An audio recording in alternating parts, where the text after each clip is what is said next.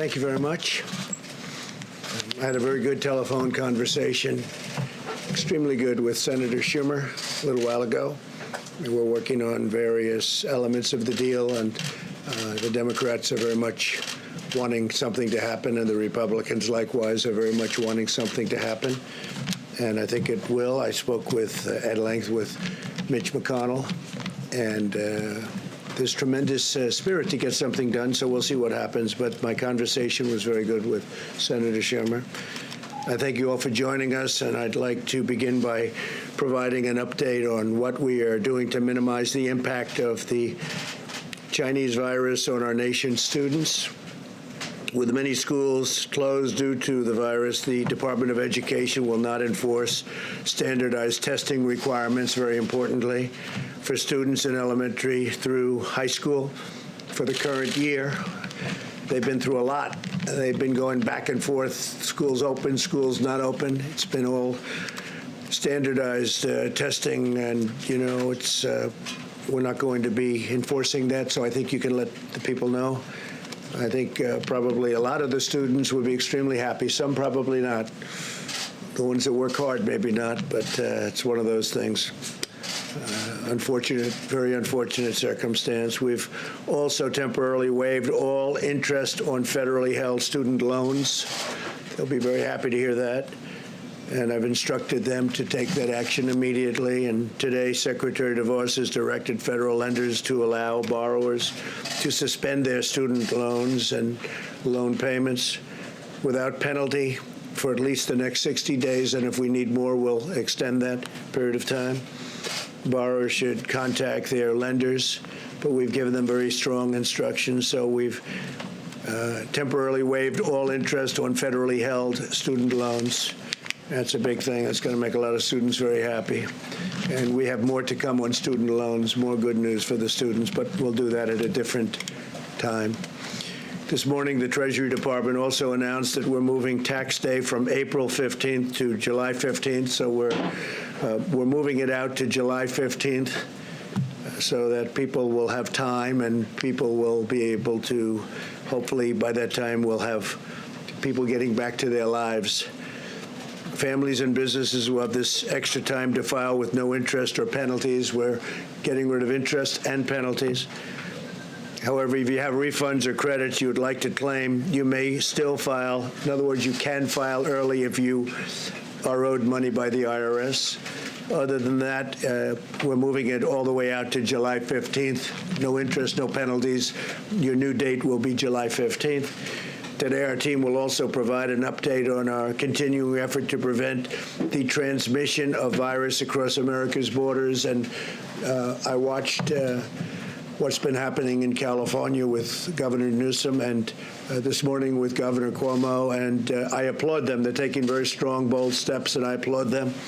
And we're all working together. We're working very closely together, including those two governors. But I would say, based on the call, the media was there. I think we can say that with respect to virtually every governor on that call. I think every governor. We had almost all of them, if not all of them. And I would say that you could see for yourselves that the level of respect and esprit de corps working together was extraordinary. There was nobody angry, nobody upset. We're able to help them, and that's what we're all about. We want to help. We're doing things that a lot of people wouldn't be able to do. But the relationship with governors and states is, I think, very extraordinary, especially under the circumstances where this just came upon us. We're working with Canada and Mexico to prevent the spread of the virus across North America very closely. You heard what we did yesterday with Canada. And Secretary of State Pompeo will be making a statement in a little while having to do with Mexico and the border. And Chad Wolf will likewise be making a statement. There's a joint comprehensive effort in collaboration with our neighbors. The measure and all of those measures that we're putting in place will protect the health of all three nations and reduce the incentive for a mass global migration that would badly deplete the healthcare resources needed for our people. And so we are working very closely with Mexico, very, very closely with Canada. The relationship's never been better. We're all working toward the same goal.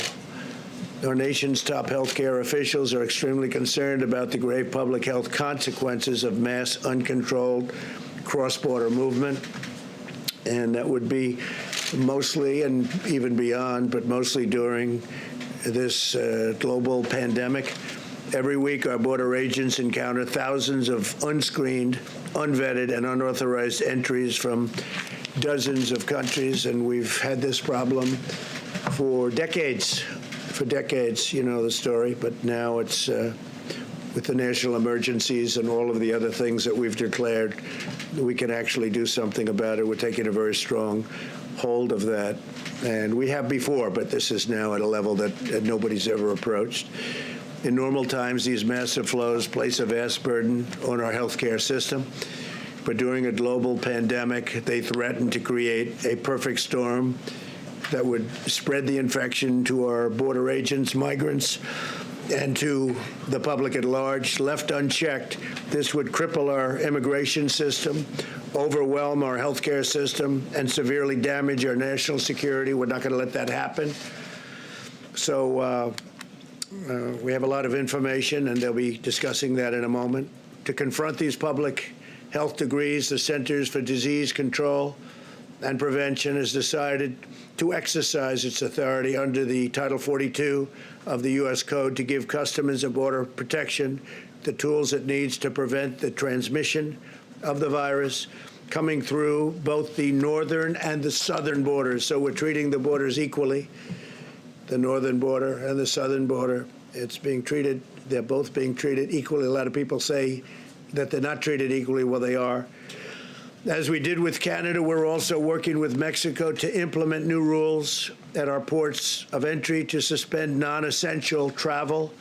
These new rules and procedures will not impede lawful trade and commerce. Furthermore, Mexico is taking action to secure our own southern border and suspend air travel from Europe. So we're coordinating very closely with the air travel going to Mexico and then trying to come into the United States. The actions we're taking together with our North American partners will save countless lives. At the conclusion of my remarks, Secretary Azar, Secretary Pompeo, Secretary Wolf, we're going to be also taking some questions with Tony and Deborah, who you've gotten to know very well. But they'll be discussing certain things, and I think you'll find them of great interest. We're going to be providing tremendous amounts of detail over the coming days, but a lot of it will be provided right now if you'd like to find out about it. There's been a week of resolute action, tremendous relationships have developed with people that frankly didn't get along, people that didn't like each other. They're now working together and maybe even in some cases learning about each other and liking each other. It's a nice thing. I invoked the Defense Production Act, and last night we put it into gear. We moved the National Response Coordination Center to the highest level of activists. I mean, if you take a look at what we did, the level of activation has been increased to a grade 1 level, which is the highest level. We're providing historic support to small businesses and to the states. The states need support. Normally, they do this themselves, but because of the magnitude of it, the federal government has gotten very much involved in terms of getting the equipment they need. So we're helping them. It's a responsibility they have, but we are helping the states a lot. That's why the governors, I think, in every case have been impressed and very nice. We enacted legislation guaranteeing paid sick leave for workers at no cost to employers. And I think it's very important. So they get paid sick leave at no cost to employers. We're accelerating the use of new drug treatments. We're advancing legislation to give direct payments to hardworking families. Throughout our country, Americans from all walks of life are rallying together to defeat the unseen enemy striking our nation. in times of struggle, we see the true greatness of the American character, and we are seeing that. A lot of people are talking about it. We're in 141 countries from what they're telling me, and some of those countries are really working in a unified manner, and they're working very unified with us, almost, I could say, a good number of them. Doctors and nurses are working nonstop to heal the sick. Citizens and churches are delivering meals to the needy. Truckers are making the long haul to keep shelves stocked. We've been dealing with the big stores and the big chains, Walmart. They've been fantastic, and others. They've all been fantastic. We've made it much easier for them to stock in terms of travel and travel restrictions. We're lifting restrictions so they can get their trucks on time. You're seeing very few empty shelves, and yet the amount of volume that they're doing is unprecedented because people want to have what they have to have, what they feel they have to have. And they're also buying in slightly smaller quantities, which is good, because we're not going anywhere. We're going to be here. So I want to thank all of those very great companies for working so well. Americans from every walk of life are coming together, and thanks to the spirit of our people, we will win this war. And we're winning, and we're going to win this war. America will triumph, and America will rise higher than ever before. We'll be stronger than ever before, and we've learned a lot. We've learned a lot. We've learned a lot about relying on other countries, and I can say that I think in both a very good and a very bad way. Some good things came out of it, and some not so good things came out of it. So I'd like to move now to invite our team to provide information on the new measures to prevent viral spread at our borders, and I'll start by asking Secretary of State Pompeo to speak. He's doing a fantastic job, and like everyone else, he's been working very, very long and very, very hard, and he's doing the other more normal jobs of a great Secretary of State, but he got tied into this like everybody else, and he's been really doing a fantastic job. Mike, please.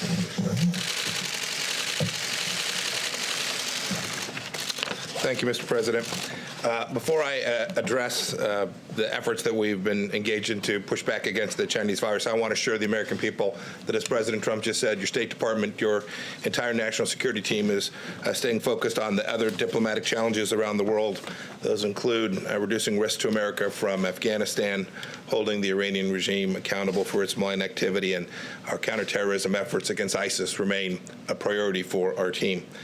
Our number one priority across those mission sets remains the protection of the American people. The President and our team are very focused on it. I'll take this moment, too, to thank my team, State Department team, who is working long hours all around the world to take care of Americans who are stuck at places around the world. I'll talk about that more in just a minute.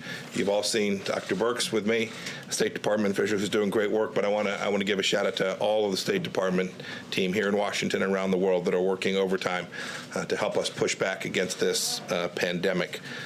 Under the President's leadership this week, we've taken two important steps. First, as President Trump announced on Wednesday, the United States and Canada jointly agreed to restrict all non-essential traffic across our border. This decision goes into effect tonight at midnight. The restrictions will be reviewed after 30 days, and they exclude traffic and movement across the border for work or other essential reasons. We're grateful to have such an outstanding friend to the north who is committed, as we are, to defeating this virus. I also want to announce today that the United States and Mexico have agreed to restrict non-essential travel across our shared border. Both our countries know the importance of working together to limit the spread of the virus, to ensure that commerce that supports our economy continues to keep flowing. Here, too, the United States is glad to have a friend who's working side by side us in the fight. Secretary Wolf will talk a little bit more about the details of how we're working alongside our partner in Mexico to keep our southern border safe and secure as well. On another note, yesterday the State Department issued a Level 4 global travel advisory. This means that all international travel from U.S. citizens should be avoided. In countries where commercial departure options remain available, U.S. citizens who reside in the United States should arrange for immediate return to the United States unless they're prepared to remain abroad for an extended time. If you choose to travel internationally, your travel plans may well be severely disrupted. And finally, I want to talk about the disinformation that people are seeing. both on Twitter and around the world, some of it coming from government, some of it coming from other individuals.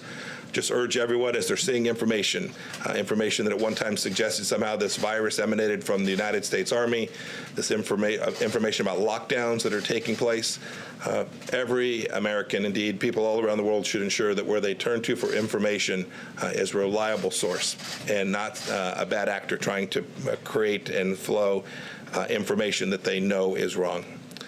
This is a tough fight. The American people are tougher. Our diplomatic teams are working around the clock to help them keep safe both home and abroad. And we're showing once again the global leadership that America has always delivered. And it's been great to see countries around the world rally behind what President Trump and our team are doing. Thank you. Thank you, Mike. Thank you very much. And we'll take questions right after this. Chad Wolf, yes? Right behind you. Well, let me start off by thanking the President and the Vice President for their continued leadership and commitment for protecting the American people during this crisis. Early on, the President, again, took unprecedented actions to restrict travel from areas affected with the coronavirus. And to date, DHS has screened over 200,000 individuals coming back from those affected countries.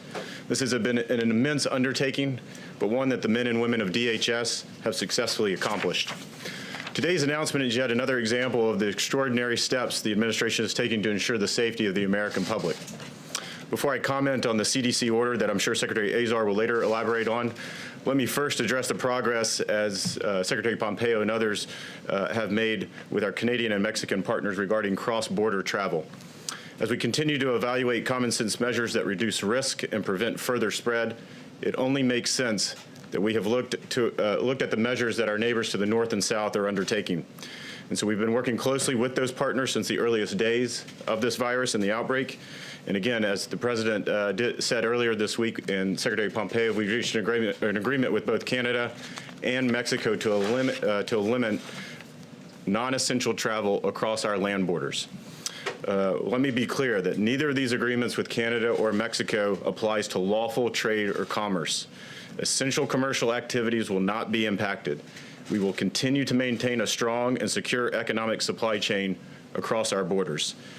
A few examples of essential travel include, but certainly are not limited to, individuals traveling for medical purposes, to attend educational institutions, for emergency response, public health services, and individuals engaged in lawful cross-border trade.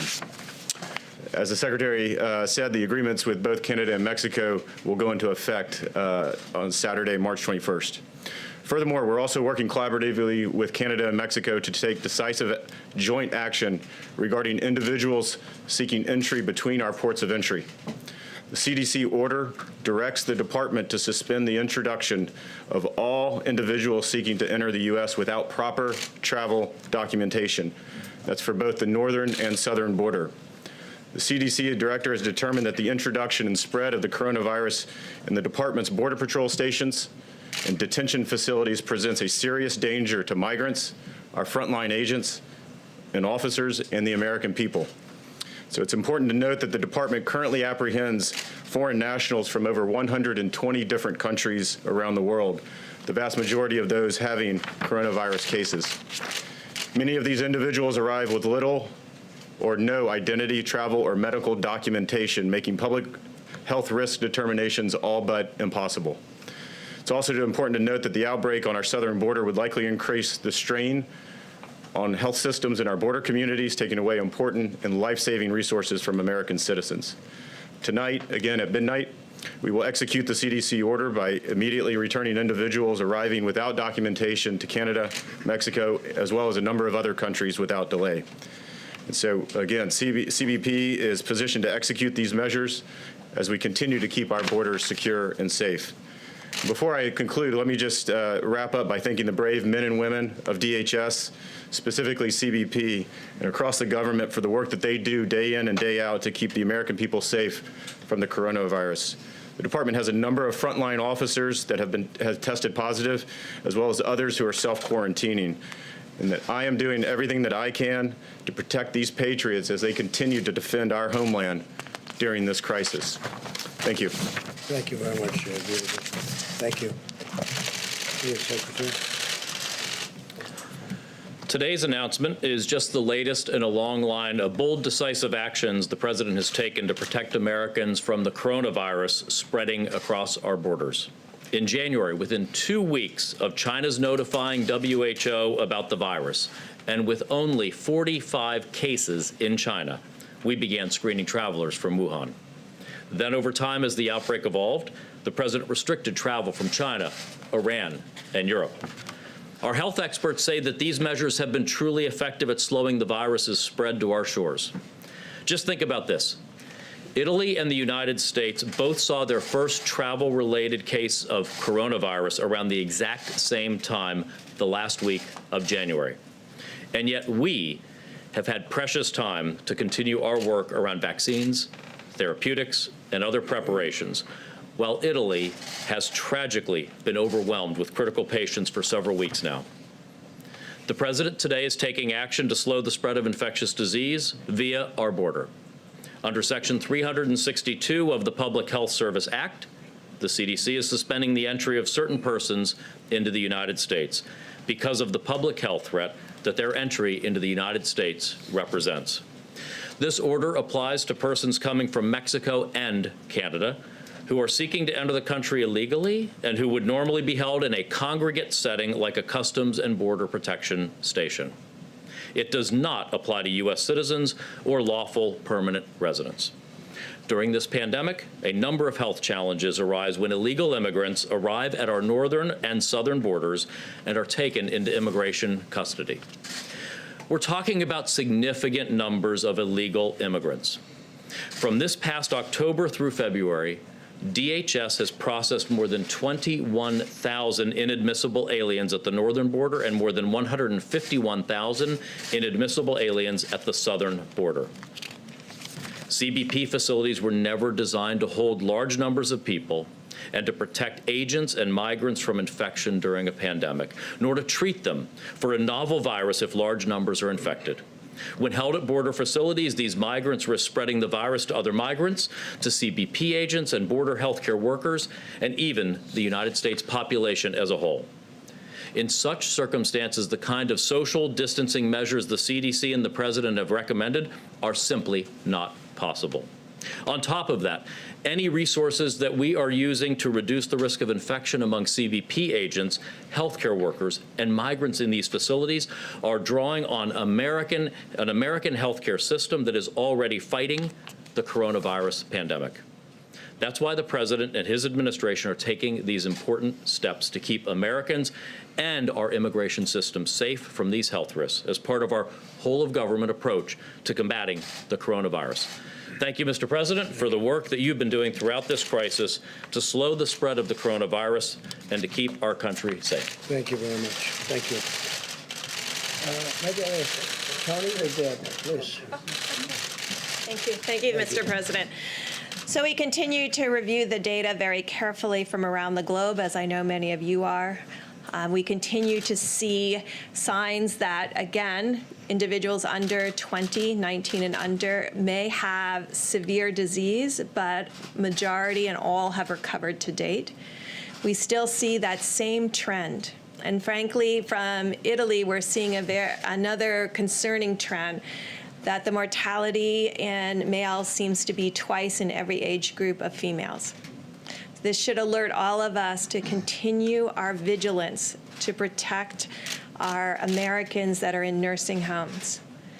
This requires all of the community, and when you see the sacrifices that many Americans have made, the sacrifices that the service industry has made to close their restaurants, close their bars, and so that the spread is discontinued, and then you really understand how all of Americans must make the same sacrifice. We continue to ask you to follow the presidential guidelines of no groups coming together of more than 10, that if anyone in the household is sick, that everyone quarantines in the household together, and that we continue to focus on those who have the most vulnerability to this illness. Now, to the moms and dads out there that have children with immunodeficiencies or other medical conditions, we don't know the level of risk, and I know you will also protect them in the same way. There just is not enough numbers at this time to really tell them if they're at additional risk or not in the same way that adults are. I don't have any new data. I can see the look on your face of saying, is she seeing something new? I don't have any new data, but I think it's important for us to be as honest with the American people as we can. And when we don't have data, be very clear that we don't know. Finally, no one is immune. I sometimes hear people on radio or others talking about, I'm immune to the virus. We don't know if the contagion levels are different in age groups, but we know it's highly contagious to everyone. Do not interpret mild or moderate disease as lack of contagion or that you're immune. You just happen to have a better immune system, an ability to fight the virus in a way that maybe older people or people with existing medical conditions can't. And that's why it's very important at this moment that all of you carry that message about the sacrifices that many have made, particularly our service providers and our frontline healthcare workers. They are making that sacrifice every day so that every American can move through this well. But we need every American following the presidential guidelines. Thank you. Thank you very much. Tony, please. Thank you very much, Mr. President. I just want to underscore a couple of things that I've said a few times to this group. You may recall that just a week ago or so, I said the two pillars, the two elements of our capability to contain the infection and the surge of infections in this country rely on two things: keeping infections from coming from without in. We've been very successful in doing that with China and with Europe. Now we have the northern and southern border issues. There's a fundamental public health reason for doing that, because we cannot be preventing people from coming in from one area when they can actually go into the other. So that's an important reason. Understand that there's a public health reason for doing that. The second thing I think is really important is what happened in New York today, what Governor Cuomo mentioned about an hour ago, some rather strong issues that have been addressed with his recommendations, not recommendations, essentially orders. Now, we have a group of recommendations and guidelines that are applicable to the entire country. You know them. We've been over them. Yet there are places, regions, states, cities in this country that are being stressed much, much more than the country as a whole. Clearly, one of them was Washington. Another one was California. Governor Newsom made some very important, difficult decisions. Today, Governor Cuomo did the same thing. And I want to say I strongly support what he's doing. And one thing, as a New Yorker myself, for those of you who haven't figured out from my accent that I'm from New York, as a New Yorker, I know what New Yorkers can do. We're tough. I was in New York City on September 11th, 2001. And I know what the New Yorkers can do. So please cooperate with your governor, cooperate with your mayor. It's very important. Thank you. Thank you, Tony. That's great. Thank you, Mr. President.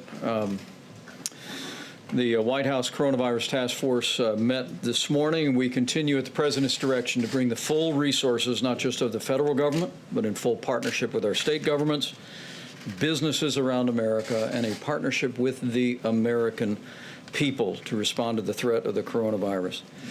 And I know I can speak on behalf of the President with confidence when I say how inspired we are by the way the American people and American businesses are coming together to help defeat this virus in our country.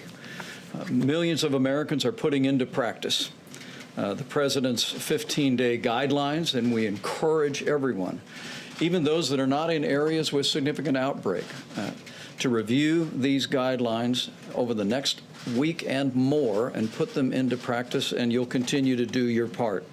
Later today, we'll be talking with manufacturers around the country, and the President and I continue to be inspired by the way American industry is stepping forward. We have businesses around the country that are literally volunteering to retrofit plants to help us meet the needs of our healthcare workers and our healthcare system in confronting the coronavirus. As the President mentioned yesterday, following his decision to put FEMA in the lead, the emergency declaration, we actually met with all the nation's governors from the FEMA National Response Coordination Center. The President and I, our entire team at the federal level, couldn't be more grateful for the efforts of all of our governors in implementing the guidance that is being issued not only from our task force, but also in taking strong measures in their own communities to protect their citizens. We want to urge every American to heed your local authorities, listen to their guidance, and also do your part to slow the spread. We reiterated to all of the governors that the President, by putting FEMA in the lead, will continue to implement a plan that is locally executed, state managed, and federally supported that puts the health of America first. We received a report today, as the President mentioned, on our legislative team on Capitol Hill. We're working with Republicans and Democrats at this very hour to pass an economic recovery package that the President described, and we hope to see the Congress act on that early next week. On the subject of supplies, we continue to make steady progress on testing. Thanks to the President's involvement of commercial labs, the public and private partnership, more and more Americans are being tested every single day. And tomorrow, Admiral Gua and FEMA will update the American public on the status of testing and our support of state-based testing efforts that are literally expanding by the hour. On the subject of medical supplies, we continue at the President's direction to pursue every means to expand the supply of personal protective equipment for the extraordinary and courageous healthcare workers that are ministering to the needs of people impacted by the coronavirus. We have a policy of procuring, allocating, as well as conserving the resources that we have in our system. And now that the President worked with the Congress to make industrial masks fully available for hospitals to be able to purchase, to be able to use as protective equipment, we're more encouraged than ever about the availability of those important N95 masks to our healthcare facilities. And over this weekend, we'll be announcing a major procurement from the federal government of N95 masks as well. We're also encouraged that we're finding new alternatives to increase the supply of ventilators. We've mentioned that we have a federal stockpile, some 20,000 ventilators on standby, but that doesn't count the tens of thousands of ventilators that are in our healthcare system around the country. But the President has challenged us to work to free up other ventilators from other sources around the country. And there are two different ways that we're doing that. Number one, in our recent discussion with anesthesiologists, we've literally identified tens of thousands of existing ventilators that can be retrofitted and converted to be ventilators for people struggling with the coronavirus. But also, on the President's behalf, on behalf of all of our task force, we want to continue to urge every American and every American hospital and healthcare facility to postpone any elective medical procedures. This will free up bed space, free up hospital capacity for people that are struggling with the coronavirus, and it'll also free up equipment that our healthcare workers need. It is inspiring that we continue to receive reports that businesses around America are donating N95 masks to their local hospitals. Businesses large and small are donating hundreds, in some cases millions of N95 masks. And I know how grateful the President is, and we all are. And let me close by saying, as all of our experts have said many times, while the threat of serious illness to the average American from the coronavirus remains low, every American can do your part to reduce the burden on your health, on your family, the burden on our healthcare system, and especially the threat to the most vulnerable among us by putting into practice the President's 15 days to slow the spread. And as the President said at the outset of his remarks, I know that millions of Americans are doing that just now, and the greatness of the American character is shining forth. Thank you, Mike. Thank you very much. Okay, thank you. Go ahead. You had a call with Senator Schumer. He says you've now agreed to invoke the Defense Production Act to actually make those medical supplies that hospitals say are in severe shortage. So two questions. Is that what you're doing now? It is. I did it yesterday. We invoked it, I think, the day before. We signed it the evening of the day before. And invoked it yesterday. We have a lot of people working very hard to do ventilators and various other things. So yes. you're using it now to tell businesses We are they need to using make it. ventilators, masks, respirators? For certain things that we need, Okay. including including some of the very important emergency. I would say ventilators, probably more masks to a large extent. We have millions of masks which are coming and which will be distributed to the states. The states are having a hard time getting them, so we're using the Act. The Act is very good for things like this. We have millions of masks that we've ordered. They will be here soon. We're having them shipped directly to states. So you said you were signing this but not invoking it. This is what you said yesterday, and that you would only do so in a worst case scenario. Yeah. So are we now at a worst case scenario? We need, no, it's no different other than we need certain equipment that the states are unable to get by themselves. So we're invoking it to use the powers of the federal government to help the states get things that they need, like the masks, like the ventilators. Yes, Steve? Given what Governor Cuomo has done in New York, is there any more consideration to a national lockdown to keep people in their homes? I don't think so. Essentially, you've done that in California. You've done that in New York. Those are really two hotbeds. Those are probably the two hottest of them all in terms of hotspots. I don't think so, because you go out to the Midwest, you go out to other locations, and they're watching it on television, but they don't have the same problems. They don't have, by any means, the same problem. New York, California, Miami, the governor's doing an excellent job. Governor DeSantis in Florida. We have some pretty hot spots in Florida, too. But we're general, and the state of Washington, of course, but that was largely, if you look at it, it was one nursing home that had problems like you wouldn't believe. So no, we're working with the governors, and I don't think we'll ever find that necessary. We're about a week into your 15-day guidelines. Are you happy with the progress? Would you like to see? I am happy. I am happy with it. We'll have to see what the results are at the end of 14 days, let's say. We'll know by the 15th day to see what we do.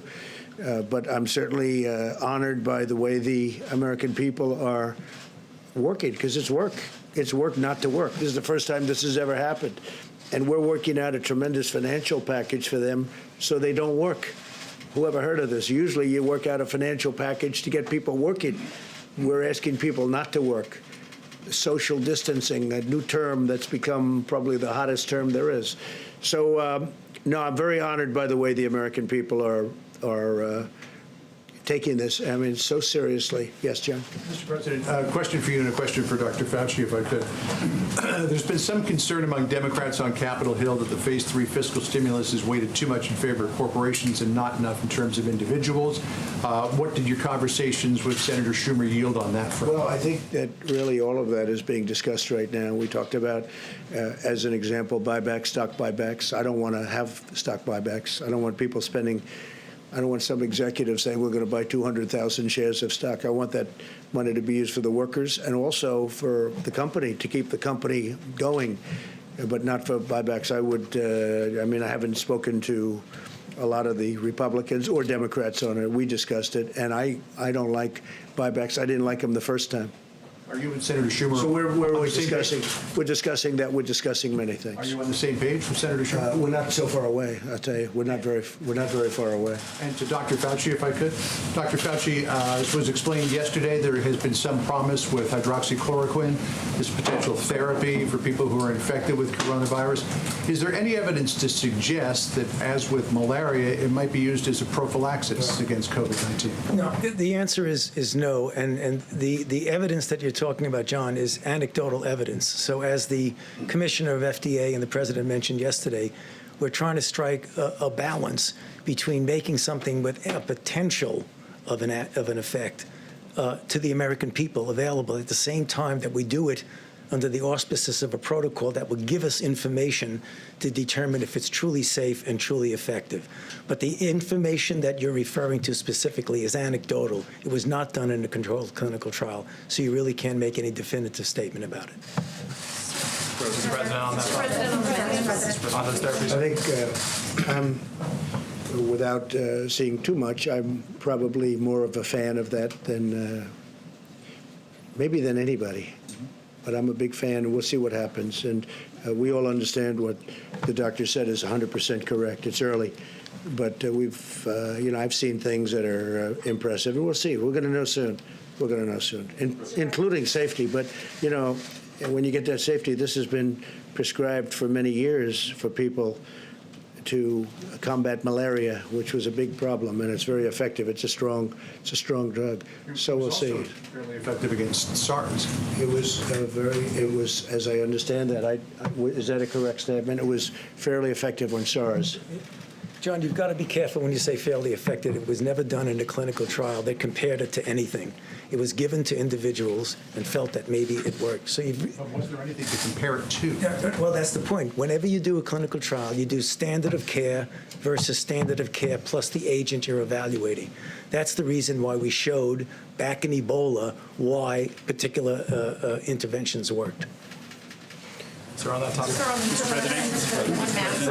About the possible therapies, yesterday, Mr. President, you said that they were for, quote, immediate delivery. Immediate, we heard. We're ordering, yes, we have millions of units ordered. Bayer is one of the companies, as you know, big company, very big, very great company. Millions of units are ordered, and we're going to see what happens. We're going to be talking to the governors about it, and the FDA is working on it right now.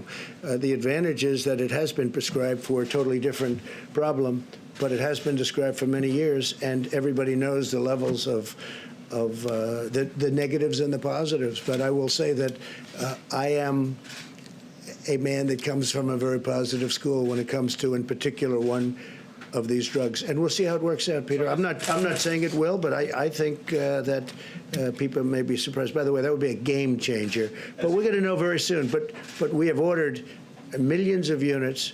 It's being ordered from Bayer, and there is another couple of companies also that do it. For clarity, Dr. Fauci said there is no magic drug for coronavirus right now, which you would agree. I guess on this issue, I think we only disagree a little bit. I'm sorry. I disagree.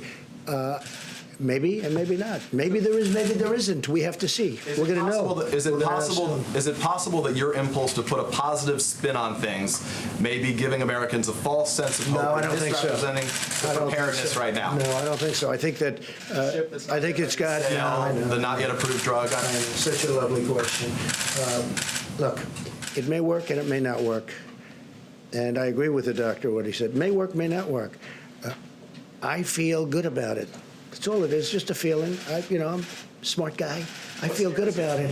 And we're going to see. You're going to see soon enough. And we have certainly some very big samples of people. If you look at the people, you have a lot of people that are in big trouble. And this is not a drug that obviously, I think I can speak from a lot of experience because it's been out there for over 20 years.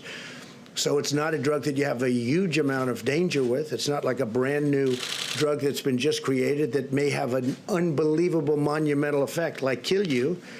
We're going to know very soon. And I can tell you, the FDA is working very hard to get it out. Right now, in terms of malaria, if you want it, you can have a prescription. You get a prescription. And by the way, and it's very effective. It works. I have a feeling you may, and I'm not being overly optimistic or pessimistic. I sure as hell think we ought to give it a try. I mean, there's been some interesting things happened and some good, very good things. Let's see what happens. We have nothing to lose. You know the expression? What the hell do you have to lose? Okay? So what do you say to Americans who are nearly 200 dead? What do you say to Americans who are scared, though? I guess nearly 200 dead, 14,000 who are sick, millions, as you witnessed, who are scared right now. What do you say to Americans who are watching you right now who are scared? I say that you're a terrible reporter. That's what I say. Go ahead. I think it's a very nasty question, and I think it's a very bad signal that you're putting out to the American people. The American people are looking for answers, and they're looking for hope. And you're doing sensationalism, and the same with NBC and Comcast. I don't call it Comcast. I call it Concast. Let me just for whom you work. Let me just tell you something. That's really bad reporting. And you ought to get back to reporting instead of sensationalism. Let's see if it works. It might and it might not. I happen to feel good about it, but who knows? I've been right a lot. Let's see what happens, John. Can I come back to the science and the logistics? You're going to be ashamed of yourself. The units that were ordered, are they for clinical trials or are they for distribution to the general patient population? We are going to, as I understand it, we are going to be taking samples in New York. Governor Cuomo very much is interested in this drug, and they are going to work on it also after they get a certain approval. We're waiting for one final approval from the FDA. We'll see what happens. But we'll use it on people that are not doing great, or even at the beginning of not feeling Sort well. of fall under the And John, what do we have to modified lose? auspices. So this would sort of. Wait, John, it's been out there for so long. We hear good things. Let's see. Maybe it works and maybe it doesn't. I understand all that. I'm just thinking of the application here. So that would be under sort of a modified compassionate access? We're doing that, I guess, and that's what it's called, yeah. Yes. I would like, Dr. Fauci, if you don't mind, to follow up on what the president is saying. Should Americans have hope in this drug right now? And, sir, I would like to follow up on Peter's question here. Could you please address Americans in this country who are scared right now? This is a very valid concern that people have. No, there really isn't that much of a difference in many respects with what we're saying. The president feels optimistic about something, his feeling about it. What I'm saying is that it might be effective. I'm not saying that it isn't.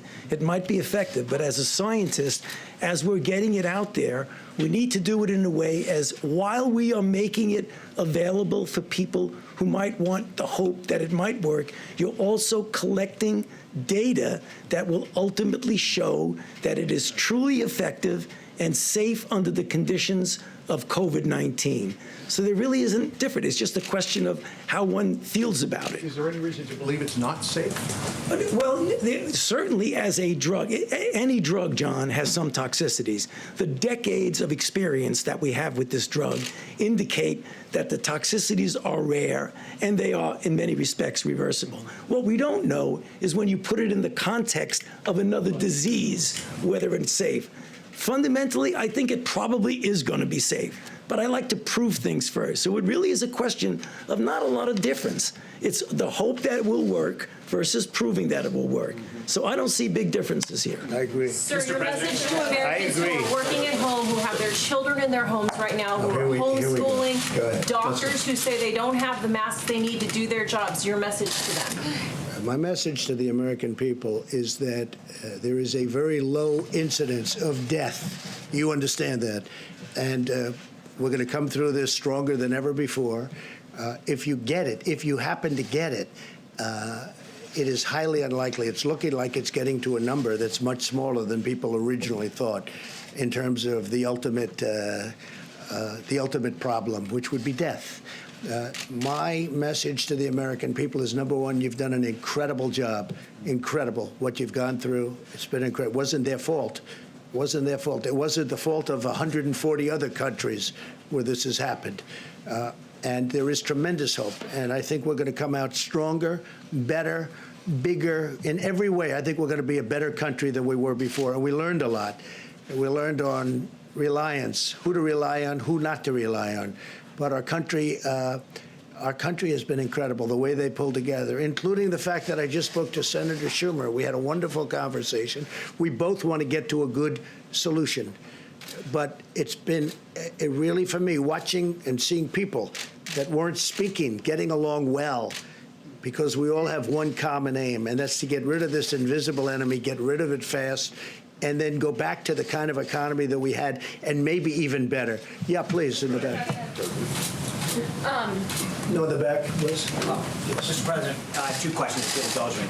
The first question is, many small businesses are concerned that they have weeks, not months, and are worried about how long it'll take. We're going to be helping them a lot. We're going to be focused, a big focus, and including my conversation with both Mitch and with Chuck, a big focus of that conversation with small businesses, because they are really the engine behind our country, more so than the big ones. They are the engine behind our country. Second, if I may, sir, are you concerned about members of Congress that may have used information they learned on updates to sell stocks and profit off of this? I'm not aware of it. I saw some names. I know all of them. I know everyone mentioned Dianne Feinstein, I guess, and a couple of others. I don't know too much about what it's about, but I find them to all be very honorable people. That's all I know. And they said they did nothing wrong. I find them, the whole group, very honorable people. Yeah, please.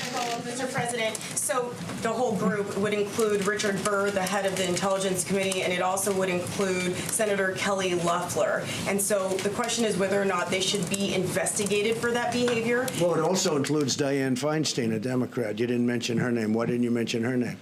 And I think she's a very honorable person, by the way. So I'm not saying, but you know, it's interesting that you mentioned two people, but you don't mention one that happens to be a Democrat. Any senator, should they be I don't know, because I'd have to look at it. possibly, but I find them to be honorable people. Yeah. You said the other day you see yourself as a wartime president right now, leading the country through this pandemic that we're experiencing. Do you really think, going off on Peter, going off on a network is appropriate when the country is going through something like this? I do, because I think Peter is, I've dealt with Peter for a long time. And I think Peter is not a good journalist when it comes to fairness. But he's asking for your message to the country. Oh, I think it's a Went good off on message, Peter. because I think that the country has to understand that there is indeed, whether we like it or not, and some of the people in this room won't like it, there's a lot of really great news and great journalism, and there's a lot of fake news out there. And I hear it all, and I see it all, and I understand it all because I'm in the midst of it. So when somebody writes a story or does a story on television, and I know it's false, I know it's fake, and when they say they have 15 sources have said, and I know there's no sources, they're just making it up. I know that, and I call Peter out, but I call other people out too. And, this is time to come together, but coming together is much harder when we have dishonest journalists. It's a very important profession that you're in. It's a profession that I think is incredible. I cherish it. But when people are dishonest, they truly do hurt our country. Yeah, in the back. Please, go ahead. Mr. President, China has been in communication with the United States and also WHO about coronavirus Right, in that's true. January. That's and true. the U.S. shuttered its border to travelers from China on February the 2nd. Also, Wuhan has been in lockdown since January the 24th. And this all happened almost 2 months ago. Why did you still say if you could have known it earlier? And also, you have been calling coronavirus. Well, I have to say this. We have, and I can speak for myself, but I have a very good relationship with China and with President Xi. I have great respect for President Xi. I consider him to be a friend of mine. It's unfortunate that this got out of control. It came from China. It got out of control. Some people are upset. I know President Xi. He loves China. He respects the United States. And I have to say, I respect China greatly, and I respect President Xi. Okay? You have been calling coronavirus. Can I ask more about stock buybacks? Many of the airlines and Boeing did stock buybacks. Is this a deal breaker for you in this? No, but I never liked stock buybacks from their standpoint. When we did a big tax cut, and when they took the money and did buybacks, that's not building a hangar, that's not buying aircraft, that's not doing the kind of things that I want them to do. And we're now talking about buybacks. We didn't think we would have had to restrict it because we thought they would have known better. But they didn't know better. In some cases, not in all cases, obviously. Some people did an incredible job. They built plants all over the country. I mean, you'd see what's happened. I mean, we were doing, until this invisible enemy appeared, we never had an economy like this. But there were some companies that used that money to buy back stock, driving up the price of the stock artificially in many cases. I don't like that. I don't like it. And as far as whether or not we'll have that, allow them, when we give them money, because we have to keep these great companies in business because of the workers, frankly, for the most part, because of the workers. The workers are my #1 concern. But the way we take care of the workers is we have to keep the companies going. I am fine with restricting buybacks. In fact, I would demand that there be no stock buybacks. I don't want them taking hundreds of millions of dollars and buying back their stock, because that does nothing.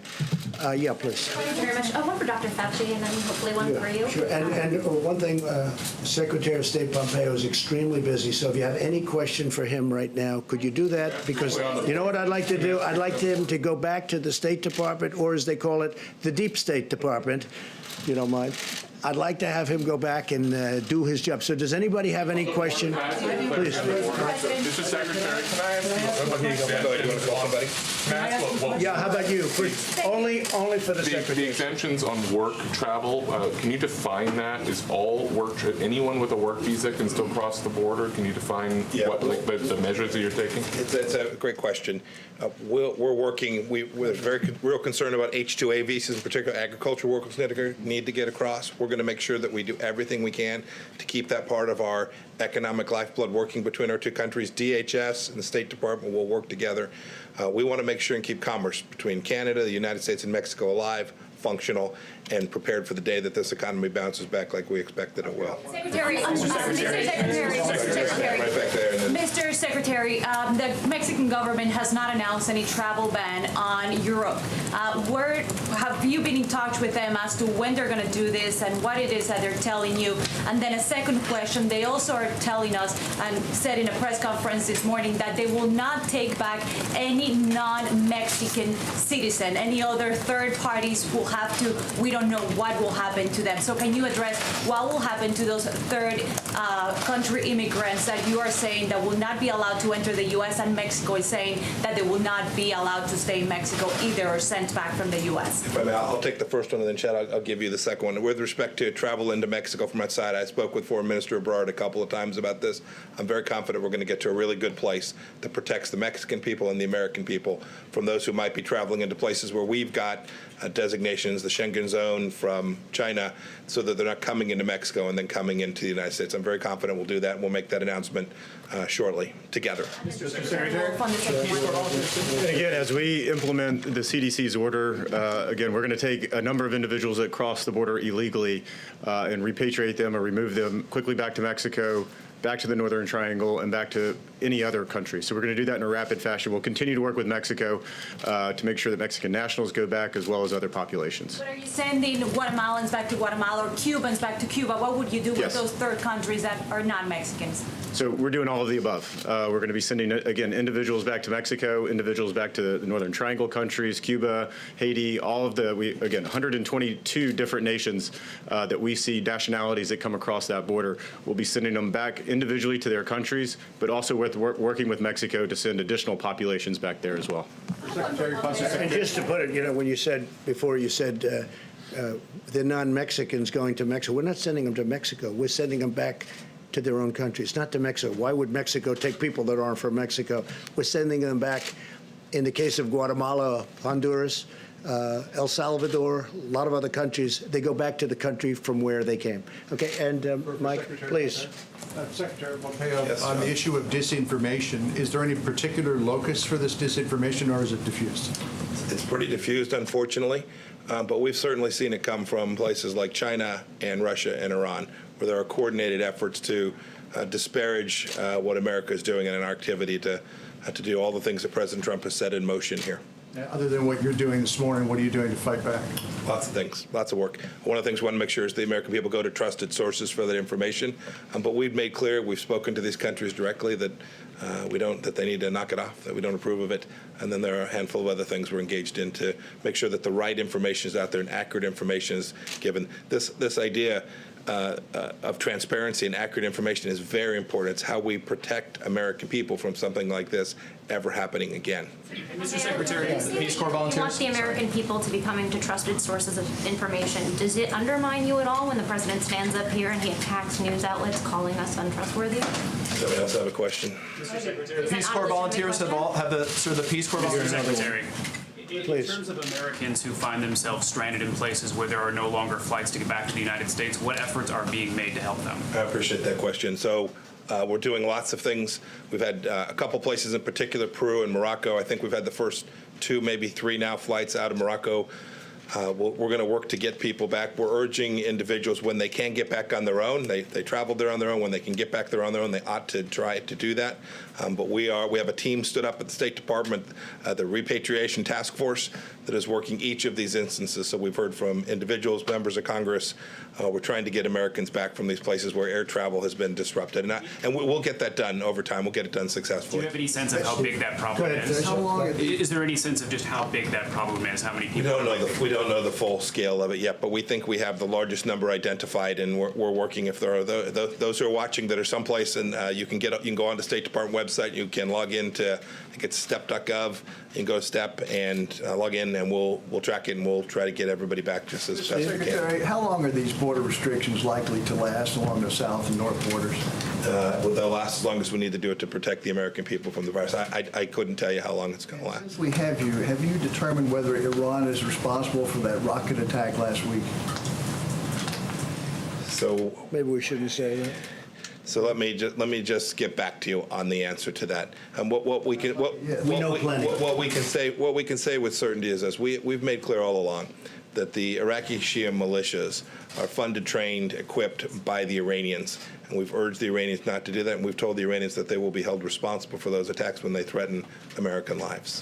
The Peace Corps volunteers, the Peace Corps volunteers that are in 60-plus countries, have they all been returned? You know, I don't know if they're all back or not yet. I know that they were directed to come back. I know that most of them are back. I couldn't tell you if we have all of them back yet. And then Secretary Esper's not here, but to get tests to the troops in Iraq and Afghanistan, are you able to give us a progress report on the status of that, if they're all able to get tests? I don't know the answer to that. I know we have State Department officials, too, who are concerned, want to make sure we get them tests, our team as well, and we're working on that. We've had significant success on that to date. There are a few places we've not been able to get them, but we will. We'll get them there. Secretary Pompeo, how exactly are you going to get those Americans back, and do you have any plans to get the military involved in that?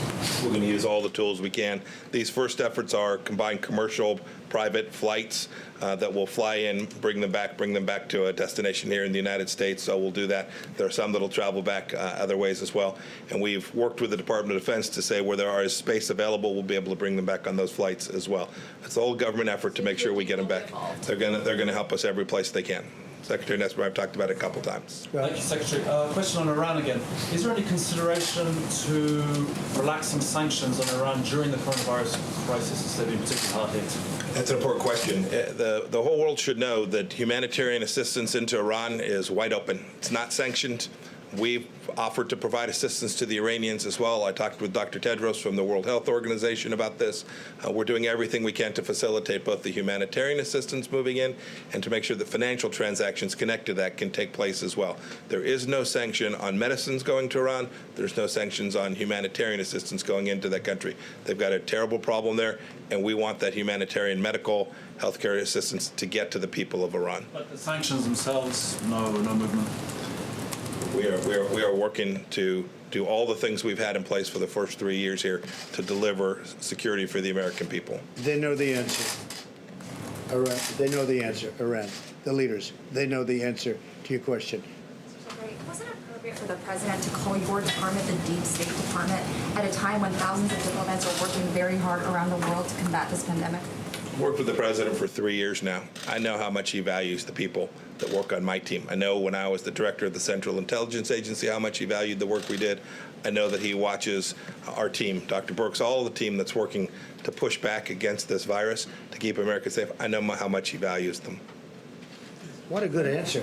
Yes, go ahead. Mr. President, can I ask a question? Mr. President? Very true, too. Go ahead. Mr. President? No, behind you. I apologize. Please, go ahead. The news, I have two questions. The first is to Secretary Pompeo.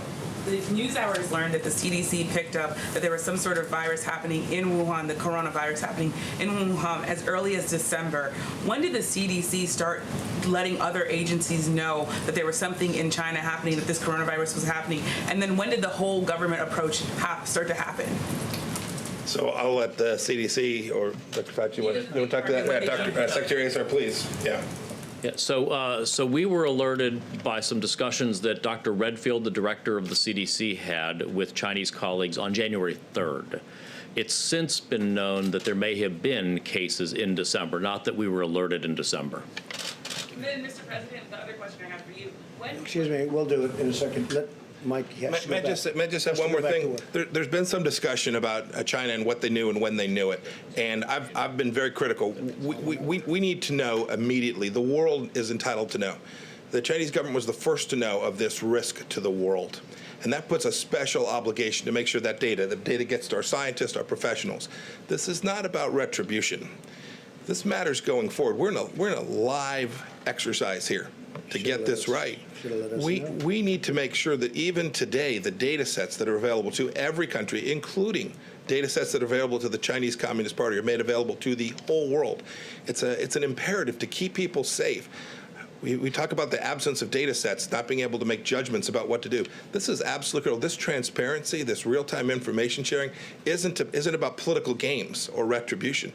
It's about keeping people safe. And so when you see a delay in information flowing from the Chinese Communist Party to the technical people who we wanted to get into China immediately to assist in this, every moment of delay connected to being able to identify this the risk vectors creates risk to the people all around the world. And so this is why it's not about blaming someone for this. This is about moving forward to make sure that we continue to have the information we need to do our jobs. Mr. Secretary, what message do you think it sends to other countries when you have the President of the United States lashing out at reporters? I've had my frustration with reporters too. All I ask when I talk to the media is that you listen to what we say and report it accurately, and it's frustrating.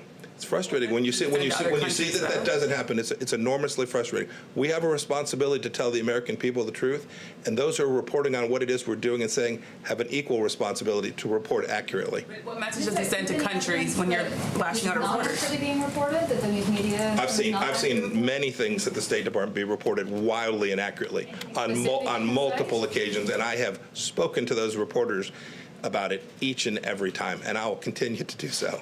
Mr. President, Senator Johnson has suggested... Well, I'd rather have, if you could, finish up with the Secretary of State. I think I've worn him out, Mr. President. Well, let me Is ask everybody you both. finished, Secretary of State? Let me ask you both, if that's all right. Mr. Secretary, Senator Johnson has suggested that you and the administration may be overreacting.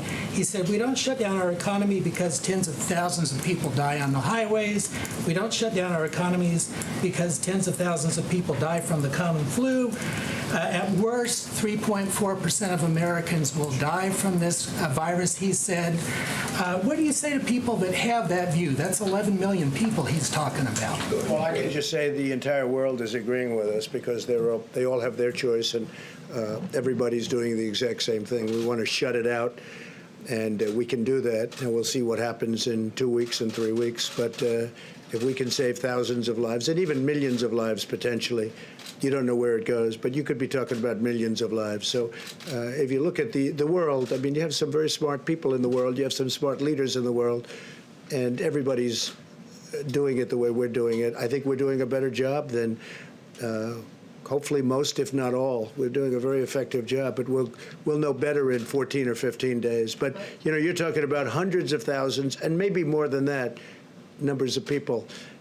And, you know, we can bring our finances back very quickly. We can't bring the people back. Mr. President, to follow up on that, there are millions of people out there that share that view, that say, I don't really need to shut things down. I don't really need to stay away from stores. I can go to the beach. And those people making multiple actions exponentially, it's the difference between life and death. Yeah, I agree with that. But I think I'd like to have Anthony answer that, because to be honest, that's what he does. And we had a lot of very talented people telling us what they think we should do. Thank you, Mr. President. First of all, I think that's a false equivalency to compare traffic accidents with. I mean, that's totally way out. That's really a false equivalency. When you have something that is new and it's emerging, and you really can't predict totally the impact it's going to have, and you take a look at what's going on in China, and you see what's going on right now in Italy, and what's happening in New York City, I don't think with any moral conscience you could say, why don't we just let it rip and happen and let X% of the people die? I don't understand that reasoning at all.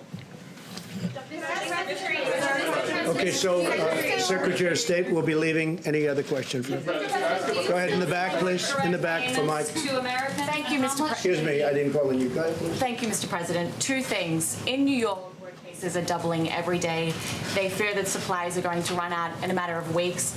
Yesterday, Mayor Bill de Blasio called on you to mobilize the military to deliver urgent supplies. Yesterday he said, quote, the fate of New York City rests in the hands of one man. He is a New Yorker, and right now he is betraying the city he comes from. I've personally spoken to emergency department nurses who say that they've been told not to wear N95 masks because supplies are so low. So how do you respond to those remarks by Mayor de Blasio? Well, I just think this. I'm not dealing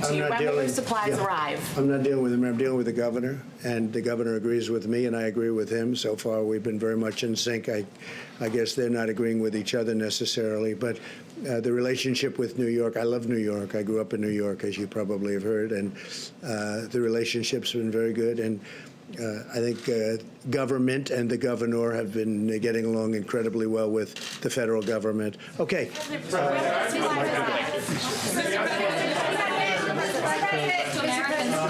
Question for Secretary Wolf, if I could.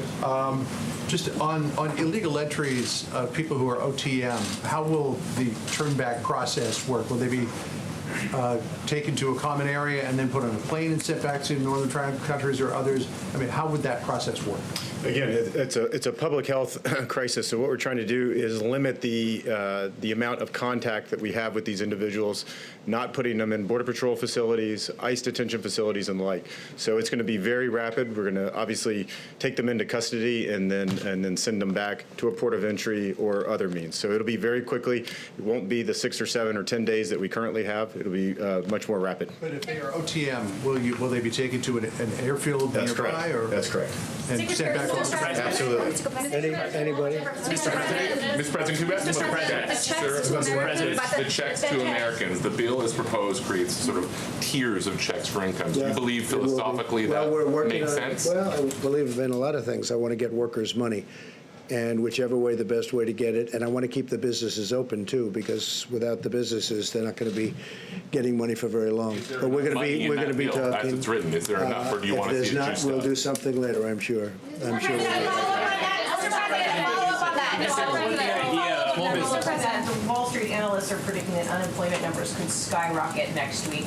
By some analysts, say as many as 3 million people applying for unemployment, which would be a historic number in a one-week spread. So is a $1,000 check going to cut it? Is that going to be We're enough? not talking about a $1,000 check. We're talking about much more than that. We're also talking about doing phases. If this doesn't work, we're going to keep doing until we get it going. And frankly, once we get the economy back, and once this enemy is defeated, the invisible enemy, as I call it, once it's defeated, we get the economy back, it's going to all come back to us very quickly. It comes back very quickly. We have a tremendous economy. We do numbers like no other country has ever done before. #1 in the world, if you go back 2 weeks, and still, obviously, but if you go back 2 weeks, #1 in the world by far. That money comes back to us very rapidly. We want to keep it. We want to have it so that when we, not if, but when we win the war with the invisible enemy, when we win it, these companies can immediately start. Not that they have to start rebuilding, which takes a long time. Steve? You're confident that those are jobs that will come back if someone applies for unemployment next week? What projections for job losses in March and April are you hearing? Well, we're looking at different numbers. We have a best case and a not best case, but the big thing is to defeat the virus. Once that virus is defeated, Steve, I think everything else falls in place very rapidly. I think you're going to have a tremendous upswing. A lot of people agree with me. If you look at your stock market geniuses, and some of whom are not geniuses, but they think they are, a lot of people think that I'm right about that once we defeat the virus, I think you're going to have a very steep, like a rocket ship, it's going to go up, and everything will be back. And I really believe we're going to be stronger than ever before. Yeah, go ahead. President, on the issue of supplies, you've told governors to try to find whatever supplies they can on their own. But some of them are now saying when they go to try to buy them, they're being outbid by the federal government. Well, you heard my news conference yesterday. So what do you expect Not those that- governors to that do? was sort of yesterday's news. No, that does happen because they want to buy supplies. We want to buy as a backup to them in case they can, and sometimes that will happen. But regardless of who gets them, when they need them, we're getting them to them. Now, we're doing the Production Act. We're doing it very much, and we have a lot of things cooking right now at a high level. Remember this. Nothing like this has ever happened before. Over 140 countries. And you have supply chains that are broken down for 2 reasons, because they can't supply that much and because people are sick and they can't be on the chain. So you have a lot of interesting things all over the world. You have supply chains that broke down because of the illness and also because of the quantity. But we're getting it ordered, we're getting it done, and if you just have to look. Some of you were at the call yesterday where I spoke with the governors, almost all of the governors, and every one of them was very impressed with what we've done. Go ahead, in the middle, please. are reports that the Labor Department has told states not to disclose their unemployment numbers. Do you agree with that decision? I'd have to talk to him. I would have to talk to him. Just one more clarifying question, if I could, on the DPA. I just want to be clear. Are you saying that the administration is requiring these industries to create these products, or just asking? So far we haven't had to. It's an amazing thing that happened. We're getting calls from automobile companies. We're getting calls from other companies saying they have plant capacity. They want to make ventilators. They want to make other things. We are literally being besieged in a beautiful way by companies that want to do the work. They want to do the job. They want to help us. They want to help our country. So we haven't had a problem with that at all. President, how do you help out states and localities that are trying to bid on things like ventilators and other items but are being outbid by the Well, when they call us, they let us know. If there's a conflict, they will call us and we will drop our bid because we want them to go first because their point of sale. So we've had 4 or 5 instances where literally that was happening because, we're both trying to get stock. And if we're going against, they will call us. The smart ones, frankly, will call us, and we will immediately, we want them to buy it because it gets to them quicker if they buy it. Okay. Do they know that they're We're really there. They know that, and it's happening more and more where they're calling and they're saying we're bidding against each other. They want to get it. They'll get it much quicker that way. Go ahead, please. Mr. President, this is a question for Secretary Azar. There are labs across the country that don't have the testing supplies they need. What specific actions is the administration taking? I tell you what specific actions we inherited are an being obsolete taken? deal, and we made a good thing out of it. I haven't heard that question in a while, but go ahead. Yeah. So first, we're making tremendous progress in terms of lab testing. Tens of thousands of tests are being done every single day, both through the CDC and the public health labs, as well as now through the private sector commercial labs. They're getting to scale. They have supplies. They have high throughput. We do hear anecdotally occasionally of, say, a public health lab or another one that has a concern about this supply or that supply. Through FEMA, we actually are standing up a laboratory task force to answer those questions. Usually it's that the lab people do not understand that there are actually alternative supplies in the marketplace that they are perfectly free to use. We've actually had to put out some common myths and truths about that. For instance, the other day, we were getting calls from governors saying, we don't have swabs, there are no swabs, there are no swabs. Our supply people went in the open marketplace and bought 200,000 swabs in the open market, and I just sent a letter to every governor sending them swabs.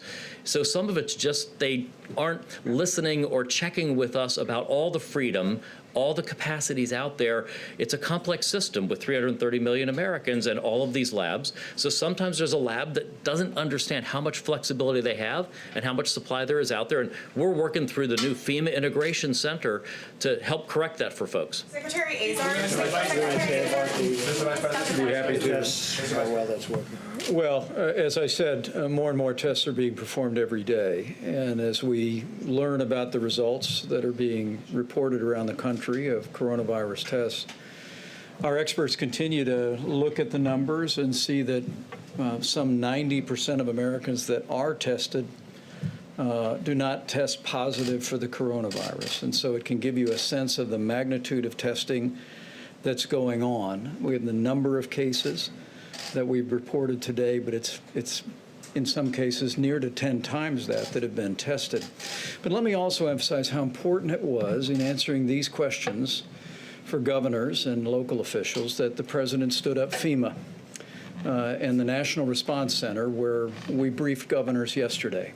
Now every governor and their state health departments have the ability to reach out to our regional FEMA administrators. And that's how, as the president said, we're sorting out those potential conflicts between very significant federal purchases and procurements and as hospitals and state governments are purchasing as well. I think the new streamlined system operating now in all 50 states and our territories of governors and states going through their regional administrator for FEMA is going to make it more possible for us to ensure that our hospitals, our healthcare providers have access to what's available on the open market and elsewhere. Mr. Vice President, you're the head of the task force. You've seen the numbers. You've spoken to average Americans. You're a former governor. What do you say to Americans right now who are watching and who are scared? I would say do not be afraid, be vigilant. All the experts tell us that the risk of serious illness to the average American for the coronavirus is low. But we need every American to put into practice the President's coronavirus guidelines, 15 days to slow the spread, because the coronavirus is about 3 times more contagious than the flu, according to our best estimate. And you can contract the coronavirus, have very mild symptoms, if any, not even be aware that you have it, and expose someone who is vulnerable to a very serious health outcome. That's the reason why we're encouraging people to avoid groups of more than 10, to not eat in restaurants, but to use drive-thrus, to wash their hands on a regular basis. And particularly, we're going to continue, as the President has directed us, to focus on the most vulnerable population, which are seniors with serious underlying health conditions or anyone with an underlying immunodeficiency. It's those people we need to care for, but it's going to take all of us working together to make sure they're safe. Mr. Vice President, on the issue of ventilators, Mr. Vice President. Because you just said that you haven't had to require companies to up their production of medical supplies. But you said last night you invoked the DPA. I'm confused. When we need something, because of the Act, when we need something, we order something. And as you know, 2 days ago, I invoked the Act, which was a big step. I'm not sure that it had been done before, certainly not very much. And when we need something, we will use the Act. What has happened is, before we even go out, many companies, great companies in a totally different business are willing to do things and make things, because that's what they do. They make product. They're willing to make product for us, medical product, that we need very badly for the states, that the states can't get, they haven't been able to get. And, you know, most of the states, in no way did they do anything wrong. They were stocked up. They were all equipped. Unfortunately, they've never had a thing like this. So they need help from the federal government. But you haven't actually directed any. This is important. You haven't actually directed any companies to start making more ventilators or masks, right? I have, yes. I have. Many companies? A lot. And they're making a lot of ventilators, and they're making a lot of masks. Go ahead, please. Go ahead. Mr. President, partially following up on that, are there automakers right now who are retooling their production facilities to make ventilators or I can't masks? say they are, but they will be very shortly, because we're working with one in particular that wants to make ventilators. They called us yesterday, and we're working on a transaction. They're going to make ventilators. They say they've done it before, which surprised me, but they can do it very easily. Secretary Azar, this is partially for you, partially for Secretary Azar. You said yesterday that you had spoken to Carnival Corporation's chairman. Carnival, yeah. Yes, and he said that he could donate some ships. No, not donate. That's not the word donate. Okay, lend. He's not giving them. He's going to let you use them. Okay. I spoke with Mickey Harrison, who's the president, chairman, CEO. Okay. And owner. And he could lend some ships to potentially be hospitals. He said to me that he was willing to, if we need ships for helping people, that Carnival would be absolutely willing to help us in Los Angeles, in New York, wherever they may be, in Miami, where they're very big. If we needed something, they would be willing to. So far, we haven't needed to, and we're bringing the big hospital ships up in California. We're working with the governor of California, as you know, with Gavin, and we haven't made a determination. We're also talking to folks who would like it in Seattle. So we're discussing where it can be most useful. We've spoken with Governor Cuomo, and we're bringing the big hospital ship up in 2 weeks, and we're going to have it in New York Harbor, someplace in New York Harbor. So my question is, one, it sounds like you haven't taken them up on it yet, but no, I have taken them up. I said if we need it, I'll let you know. Okay. That's called taking them up. And secondly, right now we don't need it. Ships have a lot of frequently contacted surfaces, and so this is where you come in, Secretary Azar, potentially Dr. Fauci. Do you have concerns about the cruise ships being used as hospitals? Well, I can tell you they're very clean, and also those surfaces, the germ, as you know, the virus disappears over a period of time. and these ships are very clean. They've been kept very clean. They've been gone over, but the virus, as you know, if it's on a surface for a certain, they have actually charts, different kinds of surfaces, it disappears over a period of Why time. not just use hotels?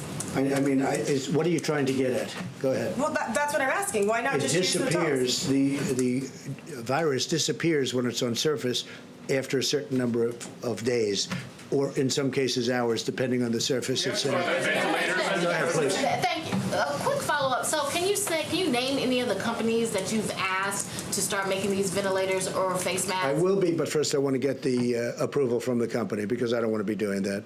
Okay, I assume they'd like it, but I'll let you know. Okay, well, thank you. And this is for Dr. Fauci. One company that has openly stated it is General Motors. So that's one of the, did One of the government companies, but ask General Motors? I didn't speak to them about announcing it, but I'll announce it. I'm sure they wouldn't be, but we have others also.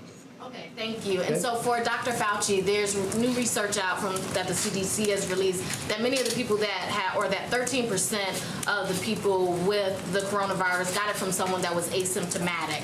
So my question is, does that change the way, the approach that should be taken? And do you think that's the case, or do you think that, or do you not agree with that research?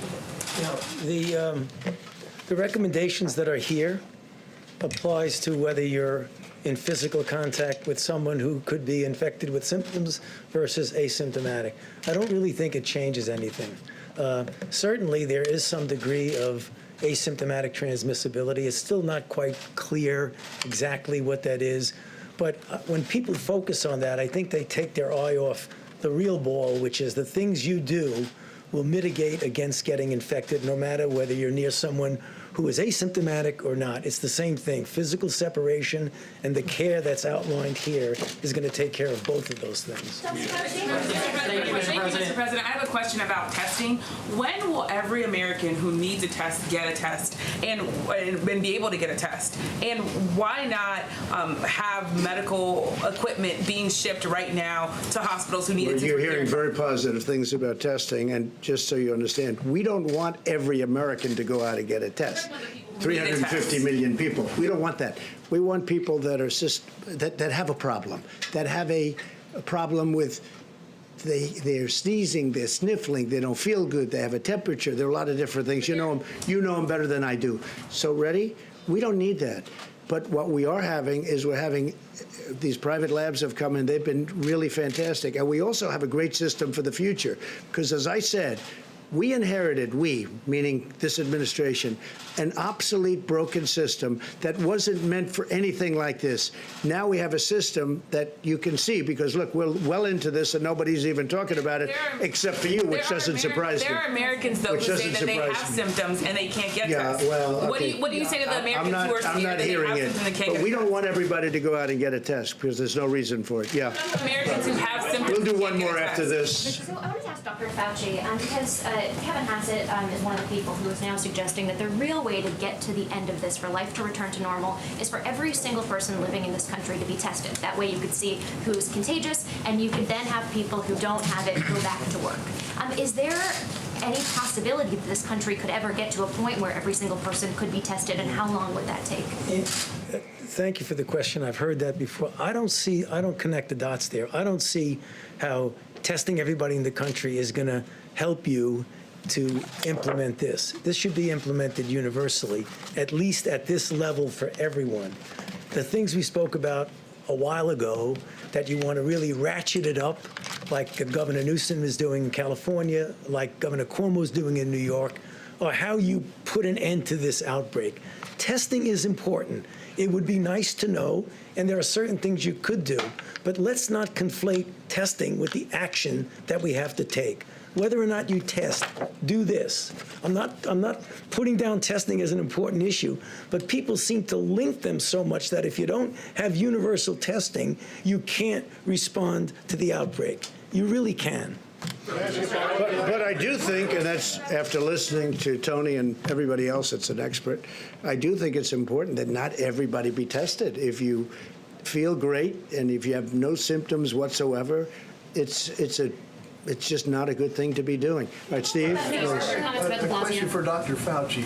Yesterday you mentioned the possibility of aerosol transmission of the virus. How likely is that to happen? I mean, the possibility of aerosol transmission always comes up when you have situations like that. It comes up with influenza. It came up with SARS, in which there was a documented, one-off episode of some aerosol transmission. Aerosol means that it can stay in the air for a period of time because it's in a droplet that's very small and doesn't go down. Is it possible that there is aerosol transmission? Yeah, it certainly is. But clearly, what we have seen in the situations where people have gotten infected from the areas that we have experienced, China, South Korea, now Europe, most of it is in a situation where people are close enough to each other that a symptomatic person will have a real droplet transmission. So I'm not ruling out the possibility that it's aerosol. But again, it's not going to substantially change doing this. Dr. Fauci, quick follow-up on the testing issue.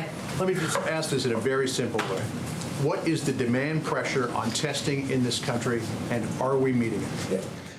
I get the same calls that many of you get, that someone goes into a place who has a symptom and wants to get a test, and for one reason or other, multiple, logistic, technical, or what have you, they can't get it. That is a reality that is happening now. Is it the same as it was a few weeks ago? Absolutely not, because as the Secretary and others have said, right now that we have the private sector involved, the availability, not only just availability, but the implementation of the availability is getting better and better and better.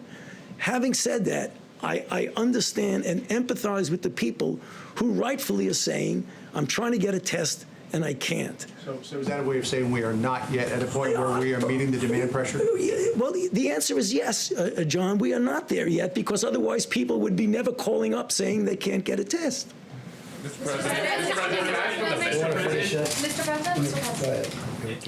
Well, I just can't emphasize enough about the incredible progress that we have made on testing. All of you are reporting, and media outlets around the country are as well, that many, many more tests are being performed every day, literally by the tens of thousands. And this has only been made possible because several weeks ago, the president brought in the commercial labs, these enormous companies, Quest and LabCorp, working with companies like Roche and Abbott Laboratories and Thermo Fisher, and said, we have this existing system of state laboratories and the CDC processing tests for certain infections. But given the magnitude of this outbreak, the president apprehended early on that it wouldn't be enough to meet the need. And I just want every American to know that literally hour by hour, in partnership with these extraordinary commercial labs, we are making more and more tests available every day. We'll detail the way that we're working with states to distribute those tests. We've obviously focused on states that have been dealing with the most serious outbreaks of coronavirus: Washington State, California, New York, and others. We've been making sure the tests are in those areas, working closely with those governors. But I think the American people should be encouraged at the progress that we are making. Tomorrow we'll take some time to detail that progress for you, but I would say to any American who might be concerned that they have symptoms, as the president said so well, we don't want every healthy American to get a test. But if people feel that they have symptoms that they identify with the coronavirus, call your doctor. Their doctor can call their state health authorities that can work very closely with our entire team through HHS and FEMA and work to identify the more and more tests that are available every day. Just so you know, just for the probably 100th time, this administration, inherited an obsolete, broken, old system that wasn't meant for this. We discarded that system, and we now have a new system that can do millions of people as you need them. But we had to get rid of a broken, old system that didn't work. It worked only on a very limited basis. And we're very proud of what we've done. It's incredible what we've done. And this system will now serve for the future, for future problems. Hopefully you don't have a problem like this, but something will come up. We have now a great system, and it's almost fully in gear, but it's able to test millions of people. But we inherited a broken, old, frankly, a terrible system. We fixed it, and we've done a great job. And we haven't been given the credit that we deserve, that I can tell you. But the one that really deserves the credit are the American people, because they are doing things that nobody thought they would do. What they're doing is incredible, and we're making a lot of progress, and we'll see you folks tomorrow. Thank you very much.